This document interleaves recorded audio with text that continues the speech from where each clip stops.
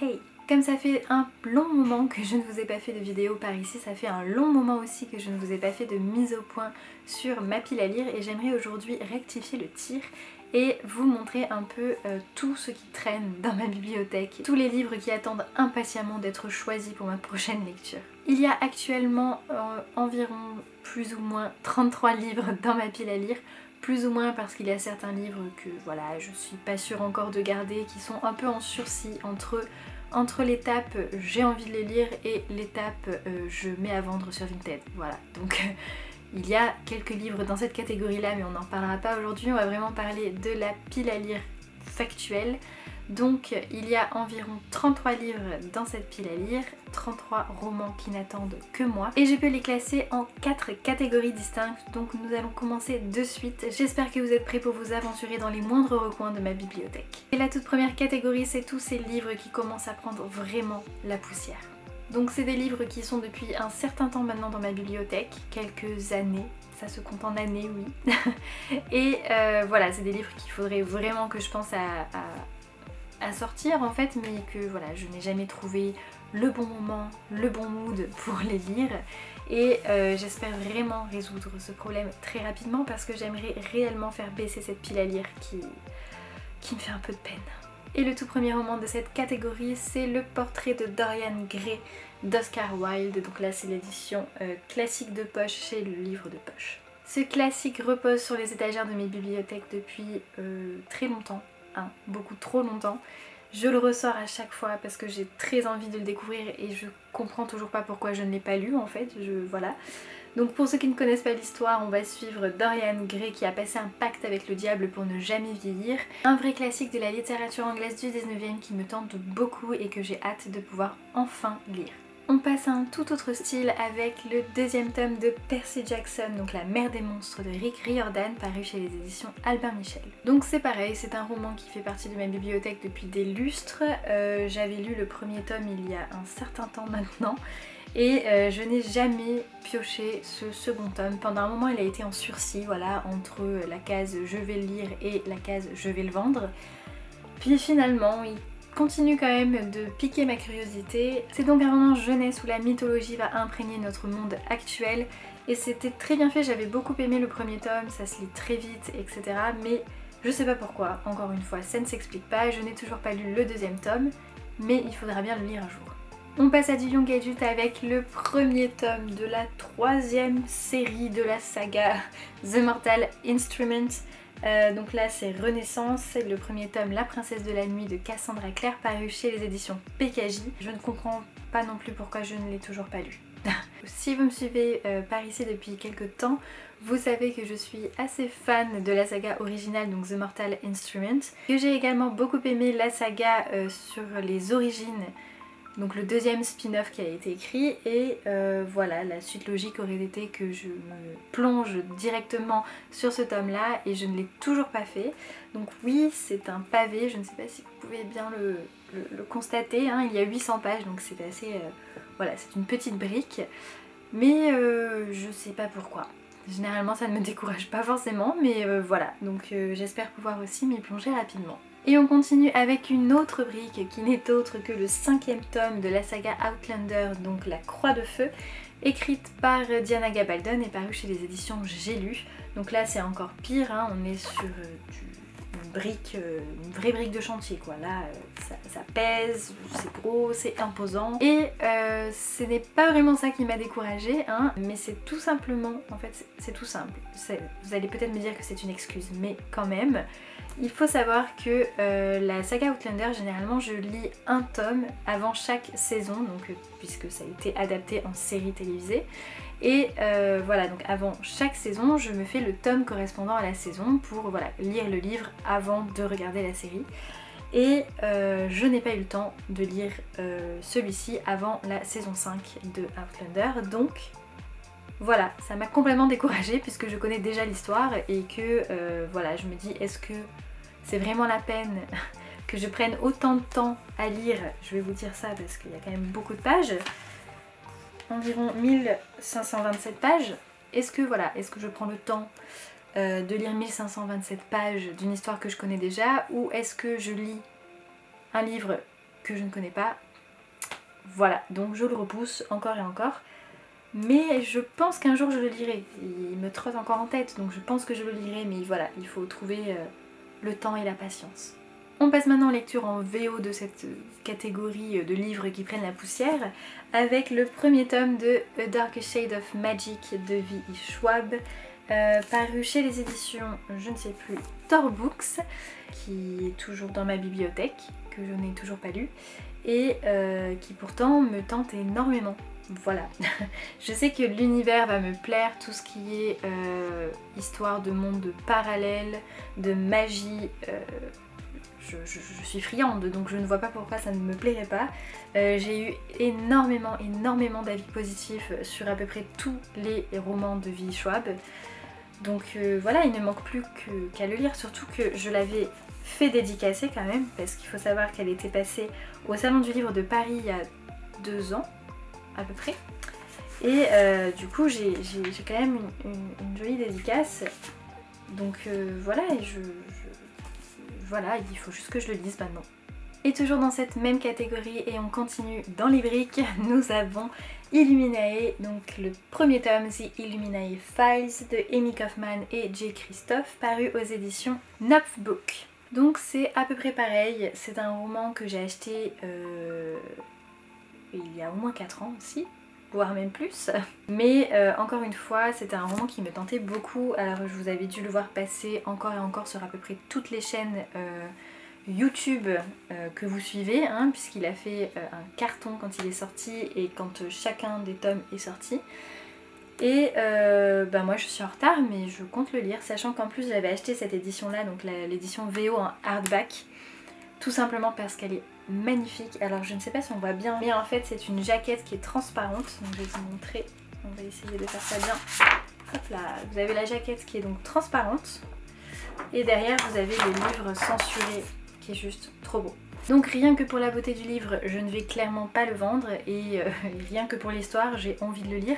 Donc c'est un roman, si vous n'en avez pas entendu parler, je ne sais même plus de quoi ça parle exactement. Tout ce que je sais, c'est que c'est un livre de SF et que, en fait, à l'intérieur, vous voyez, ce n'est pas un roman traditionnel, ce sont des documents confidentiels, des conversations, des petits messages, etc. Bref, ça a l'air trop cool et il faut vraiment que je le lise. Et enfin les derniers tomes de cette catégorie, puisque oui, il y a 3 tomes d'une même saga, de la saga The Raven Cycle de Maggie Stief Vater, et donc nous avons The Dream Thieves, Blue Lily Lily Blue et The Raven King. Je vais garder en main qu'un seul tome, hein, ça sera beaucoup plus simple. Nous avons ici 3 tomes d'une saga que j'avais commencé il y a au moins 4 ans. Minimum, voire 5 ans, donc ça commence à faire long. Encore une fois, je ne sais pas pourquoi je n'ai pas continué, sachant que j'ai énormément aimé le premier tome, donc The Raven Boys, je vous en avais parlé d'ailleurs sur cette chaîne, il n'y a pas d'explication. C'est pareil, c'est un univers qui forcément va me plaire, enfin déjà le premier tome m'a beaucoup plu, donc je sais que l'univers me plaît. On est dans un univers fantastique avec une histoire de roi légendaire endormi, le roi Arthur. Et on a également une médium qui voit la mort de certaines personnes, enfin bon, bref, c'est que des choses, que des thèmes qui peuvent me plaire, je le sais, il ne me manque plus qu'à m'y plonger et c'est tout. Ensuite on passe à la deuxième catégorie de cette pile à lire monstrueuse, et la deuxième catégorie c'est ces livres récents qui ont encore l'espoir d'être choisis. Parce que oui, il y a des livres un tout petit peu plus récents quand même, hein, que ceux que je viens de vous présenter tout simplement. Et ça commence avec les tomes 1, 2 et 3 du Seigneur des Anneaux de Tolkien, et ici c'est les éditions Folio Junior qui sont juste magnifiques. Le Seigneur des Anneaux, je ne le présente plus, je pense que tout le monde connaît le Seigneur des Anneaux, et c'est une saga en fait que je n'ai jamais lue et que j'ai toujours eu envie de découvrir, surtout que je suis une grande fan des films. Et voilà, j'ai toujours eu peur en fait de me plonger dans la plume de Tolkien. J'ai entendu dire que c'était assez compliqué, assez ardu, et je sais pas, ça m'a toujours fait un peu peur. Ces éditions là sont sorties il y a pas très longtemps. C'est un illustrateur en fait que je suis sur Instagram depuis un moment qui a fait ces couvertures, donc je me suis dit c'est un signe, il faut que je les achète. Et voilà, je les ai achetés, je ne les ai toujours pas lus, mais je compte remédier à ça très vite.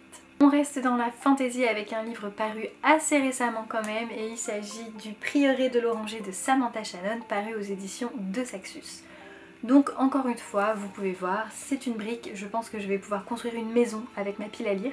C'est un roman dont à peu près tout Booktube et tout Bookstagram a parlé. On l'a vu sur à peu près toutes les chaînes, sur tous les comptes, on l'a vu passer partout. Je pense que c'est mérité, déjà parce que le livre est magnifique, cette édition est juste trop belle, et parce qu'en plus l'histoire a l'air juste génialissime. J'ai eu que des avis positifs sur ce roman, donc j'ai très hâte de pouvoir m'y plonger, mais pareil, elle fait 958 pages et même si j'ai déjà lu des romans, des gros romans, ça ne me dérange pas, mais il faut se dire qu'il faut prendre le temps, avoir le temps de se plonger dans ce gros roman, et des fois j'ai pas la foi. Il faut que je trouve le bon timing, mais je compte vraiment le lire rapidement parce que il a l'air génial. Un autre roman, et c'est Eleanor Oliphant is Completely Fine de Gail Honeyman, paru aux éditions Penguin Books. Celui-ci c'est un roman que m'a offert une de mes meilleures amies, donc Clémence, si tu passes par là, ton livre est toujours là, mais je compte le lire. C'est un contemporain, je n'ai plus beaucoup de contemporains dans ma pile à lire et du coup je trouve ça super chouette parce que je vais pouvoir me déconnecter à un moment donné pour lire ce roman. Parce que quand on enchaîne un peu les livres de fantasy ou de fantastique, etc., on a un peu parfois besoin de se remettre les pieds sur terre, et Eleanor Oliphant sera parfait pour ça. Et on termine cette catégorie avec les 2 derniers tomes de la saga To All the Boys I've Loved Before de Jenny Han. Donc on a PS I Still Love You et Always and Forever Lara Jean. Encore une fois, c'est un contemporain, c'est une lecture toute douce qui m'attend et je pense vraiment le lire rapidement. Je crois que j'avais commencé à le lire d'ailleurs, et je compte m'y remettre parce qu'il a l'air vraiment chouette. C'est voilà, une lecture plaisir, toute douce, sans prise de tête, et on valide.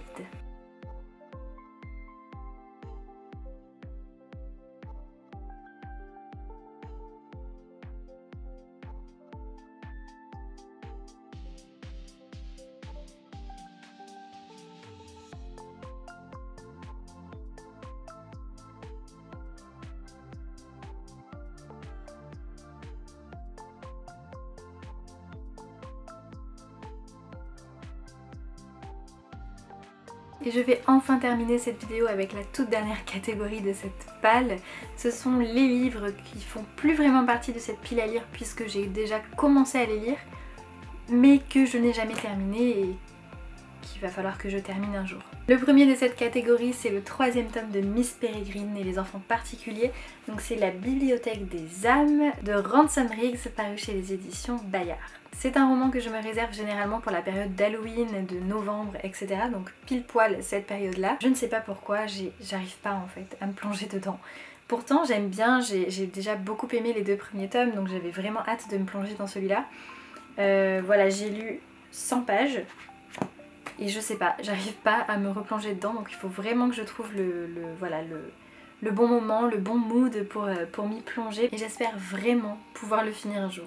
On continue avec le 5e tome de Gardien des cités perdues, donc projet Polaris de Shannon Messenger, paru aux éditions Lumen. Alors Gardien des cités perdues, c'est un peu ma saga chouchou, un peu doudou. C'est vraiment la saga que j'adore lire quand je suis en panne de lecture, quand je sais pas quoi lire, ou même quand on est un peu dans une période, vous savez, où on n'est pas trop bien, etc. On a envie de se plonger dans une histoire qui vous chouchoute. Et ben voilà, Gardien des cités perdues, c'est un peu cette saga-là qui me fait cet effet en tout cas.